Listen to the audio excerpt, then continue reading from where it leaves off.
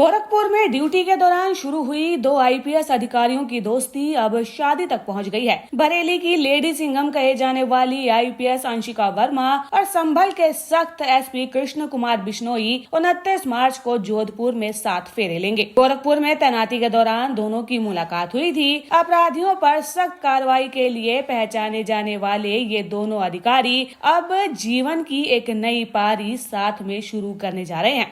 IPS Anshika Verma Bareilly में महिला सुरक्षा और अपराध नियंत्रण को लेकर लेडी सिंघम की छवि बना चुकी हैं, तो वहीं दूसरी ओर एसपी कृष्ण कुमार बिश्नोई हैं, जो कि संभल में कानून व्यवस्था को लेकर कड़े फैसले लेने के लिए जाने जाते हैं। पुलिस सेवा में काम करने वाले अधिकारियों के लिए व्यक्तिगत जीवन और पेशेवर जिम्मेदारियों के बीच में संतुलन बनाना आसान नहीं होता। ऐसे में दो तेज तर्रार अधिकारियों का जीवन साथी बनने का फैसला अपने आप में चर्चा का विषय बन गया है। दोनों अधिकारियों को उनके काम को लेकर प्रदेश स्तर पर पहचान मिल चुकी है। कई मौकों पर उनके कार्यशैली की चर्चा भी होती रही है। अब ये जोड़ी जीवन की नई पारी शुरू करने जा रही है। 29 मार्च को राजस्थान के जोधपुर में होने वाला विवाह समारोह दोनों परिवारों के लिए खास होने जा रहा है। कानून व्यवस्था संभालने वाले दो सख्त अधिकारी अब निजी जीवन में भी एक दूसरे का साथ निभाने की कसमें लेंगे। यही वजह है कि उत्तर प्रदेश पुलिस की ये जोड़ी इन दिनों सबसे ज्यादा चर्चा में बनी हुई है।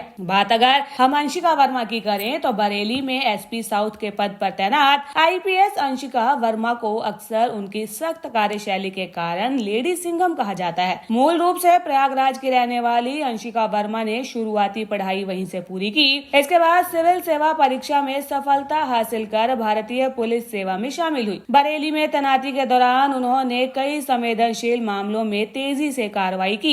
एनडीपीएस एक्ट और संगठित कई ऐसे मामले हैं जिसमें पुलिस टीम के साथ मिलकर कई समय में उन्होंने खुलासे किए हैं। उनकी कार्यशैली का असर ये रहा कि कई मामलों में पुलिस को त्वरित सफलता मिली और अपराधियों के खिलाफ कार्रवाई तेज हुई। आईपीएस अंशिका वर्मा उस समय सबसे ज्यादा सुर्खियों में आई जब उन्होंने महिला सुरक्षा के लिए एक नई पहल शुरू की। साल 2025 में बरेली में उन्होंने वीरांगना यूनिट का गठन किया। ये उत्तर प्रदेश की पहली ऐसी यूनिट मानी जाती है जिसमें विशेष रूप से प्रशिक्षित महिला पुलिस कर्मियों को शामिल किया गया। इस यूनिट की महिला कमांडो को ताइक्वांडो, आत्मरक्षा और दंगा नियंत्रण जैसी ट्रेनिंग दी गई ताकि वे संवेदनशील मामलों में तुरंत कार्रवाई कर सके। महिला सशक्तिकरण की दिशा में इस पहल को महत्वपूर्ण कदम माना गया और इसके लिए उन्हें राज्य सरकार की ओर से सम्मानित भी किया गया। तो वहीं बात अगर संभल के पुलिस अधीक्षक कृष्ण कुमार बिश्नोई की करें तो वे भी अपनी सख्त प्रशासनिक कार्यशैली के लिए जाने जाते हैं। साल 2018 बैच के आईपीएस अधिकारी बिश्नोई मूल रूप से राजस्थान के बाड़मेर जिले के रहने वाले हैं। सिविल सेवा परीक्षा पास करने के बाद उन्हें उत्तर प्रदेश का कैडर मिला।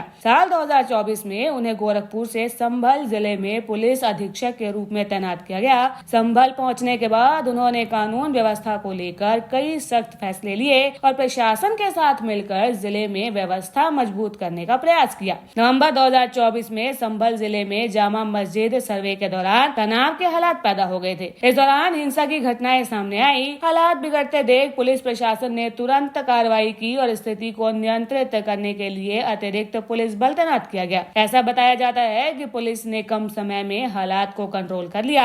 हिंसा फैलाने वालों के खिलाफ मुकदमे दर्ज किए गए और कई आरोपियों को गिरफ्तार किया गया। कानून व्यवस्था संभालने में इस कार्रवाई के बाद से पुलिस प्रशासन की सक्रियता की चर्चा प्रदेश स्तर तक हुई है और अब इन दोनों ही पुलिस अधिकारियों की शादी की चर्चा पूरे प्रदेश में।